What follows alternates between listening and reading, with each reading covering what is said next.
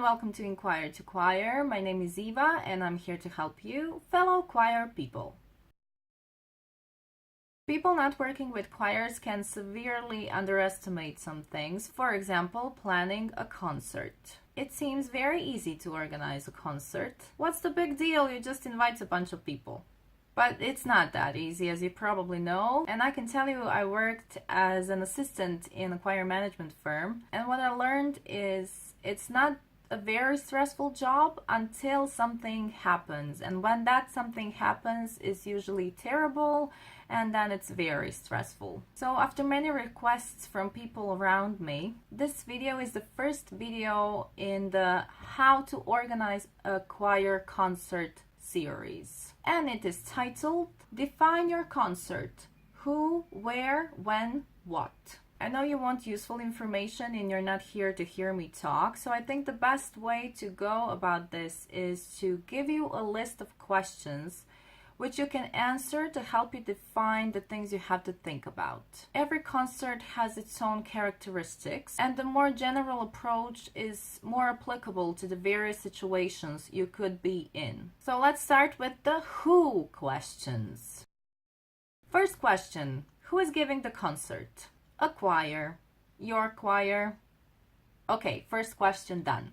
Second question: who is performing? Your choir, obviously, but who else? Do you need accompaniment? Do you need soloists? Do you want or need your soloists to perform something on their own? Do you want another choir to be a guest?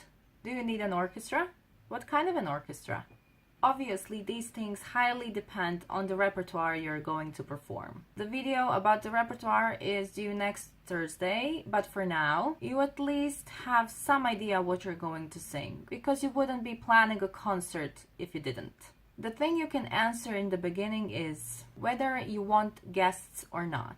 Having guests is a great way to execute a break during the program, for the listeners and for your choir. It may seem counterintuitive to give some other choir an opportunity to present themselves, but you can greatly benefit from it. And you can even make new friends. If you decide you want to have a guest choir, make a list of the ones you like, because you never know if your first choice will be available on the date you're planning to have your concert.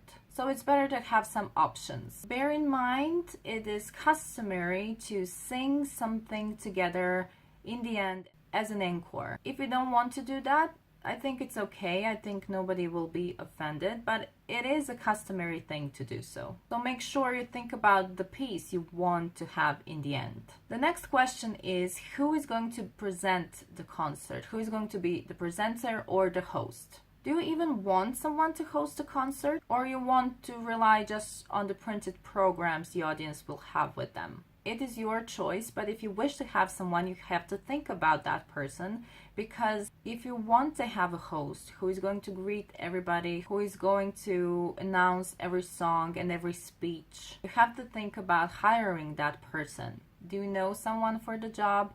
Does somebody have a recommendation? Do you have the budget for that person?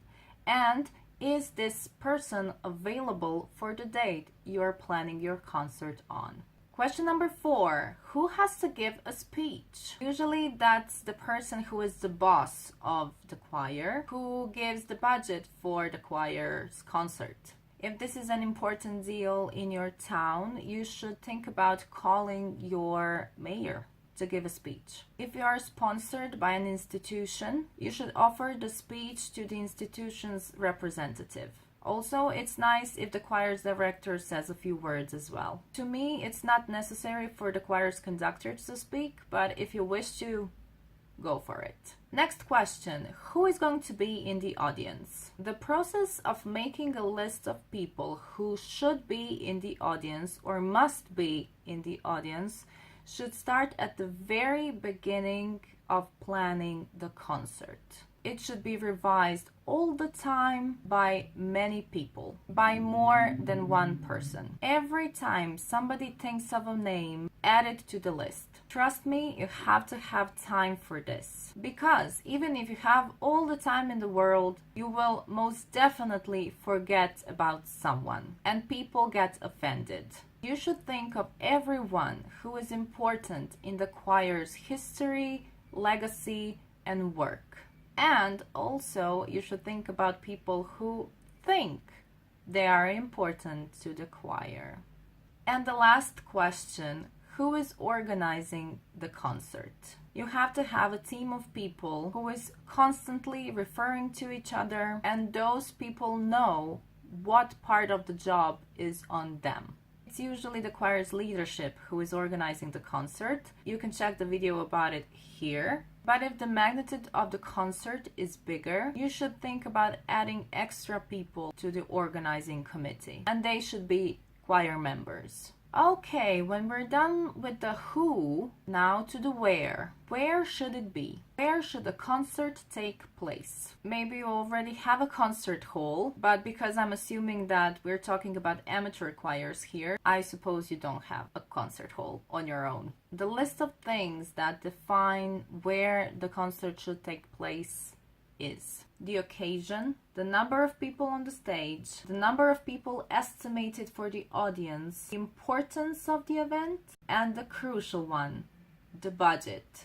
Yes, I know, the budget. But hey, I'm here just to help you define your concert. When you know where, you have to define when do you want it to be. The date and the time. My advice for the date would be to roughly estimate the month you want it to be in. When it comes to the day of the week, that depends on mostly your choir's wishes, but the audience, in my experience, responds best to Thursdays, Sundays, and then Saturdays. When you can ballpark these information, then first call the concert hall you are thinking of and ask them about the available dates. Trust me, you could be surprised about the lack of the available days. When you get all the dates available, then cross-reference them with all the people who are supposed to be performing. And hopefully you will find a date that is great for everyone. The time, again, it depends on the audience, but it depends also of the length of the repertoire you're thinking of performing. But it's usually around 7 p.m., 8 p.m. Also bear in mind that the concert hall you're planning to have your concert in probably set on the time because they have a rule about that.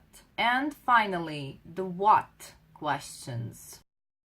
What is the occasion? How formal, how informal it is. Is it a memorial? Is it a spring season concert? There are different concerts. What is the budget? The question of life. Question number 3. What can you do to make your budget bigger? When you figure that out, let me know. And finally, what do you want to achieve with this concert? A celebration? A memory?